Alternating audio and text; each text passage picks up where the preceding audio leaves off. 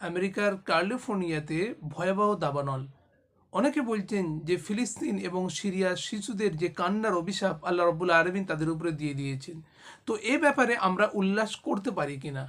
আপনারা জানেন যে বেশ কয়েকদিন ধরে আমরা নিউজ পাচ্ছি আমেরিকার ক্যালিফোর্নিয়া শহর পুড়ে ছাই হয়ে যাচ্ছে এবং সাথে হলিউডের তারকাদের ঘরবাড়ি সমস্ত কিছুই পুড়ে ছাই হয়ে গেছে। আজ মানুষ কত অসহায়, এবং আমেরিকাকে মানুষ এটা মনে করতো যে তার কথাই শেষ কথা, পৃথিবীর শক্তিশালী দেশ এবং সামরিক শক্তি থেকে সব থেকে আগে রয়েছে।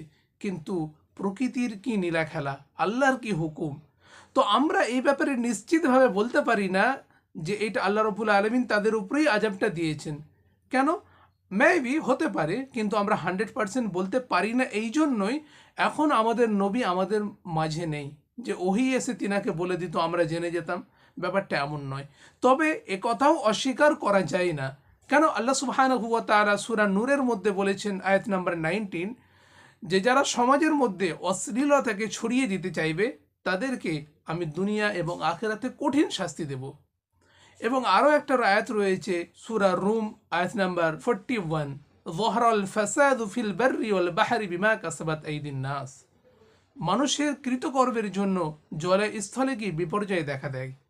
তাহলে আপনারা বুঝতে পারছেন যে আমেরিকা হচ্ছে অশ্লীলতাকে প্রমোট করার জন্য নাম্বার ওয়ান। সব সময় যত ধরনের অশ্লীলতা বেহায়াপনা রয়েছে সমস্ত কিছু তারা প্রমোট করতে ভালোবাসে। এবং আপনারা জানেন ইতালির পাম্পিও শহর, যেটাকে পাপের নগরী বলা হয়, সেইখানেও আল্লাহ সুবহানাহু ওয়া তাআলা এই দাবানল পাঠিয়েছিল, যার ক্ষত এখনও আমাদের কাছে রয়েছে। মানুষ দেখলেই বুঝতে পারে যে এইখানের একটা আল্লাহর আযাব এসেছিল। তো আমরা সঠিকভাবে এটা বলতে পারি না যে এটা আল্লাহর পক্ষ থেকেই পাঠানো হয়েছে এর জন্যই, কিন্তু এ কথাও অস্বীকার করা যায় না। কারণ আল্লাহ রব্বুল আলামিন বলেছেন ইন্না বাতশা রব্বিকা লাশাদীদ, আমার পাকড়াও হচ্ছে কি কঠিন। আমাদের মধ্যে এখানে শিক্ষা নেবার ব্যাপার রয়েছে।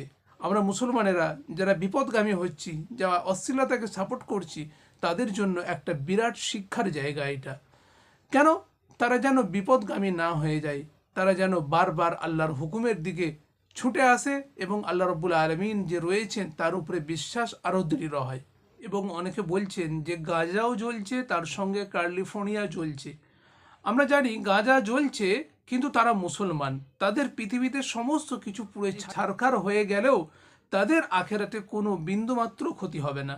কিন্তু ক্যালিফোর্নিয়াতে যারা রয়েছে তারা অধিকাংশ অন্য ধর্মের বা অন্য ধরনের মানুষ।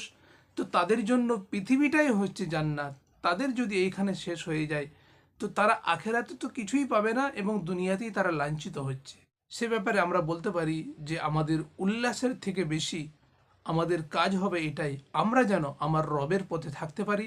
আল্লাহ সুবহানাহু ওয়া তাআলা এরকম প্রাকৃতিক যে নীলাখেলা এই থেকে আল্লাহ সুবহানাহু আমাদের সকলকে বাঁচিয়ে দেন এবং নেক আমল করে দুনিয়া ছাড়া তৌফিক এনায়েত করুন। আমিন।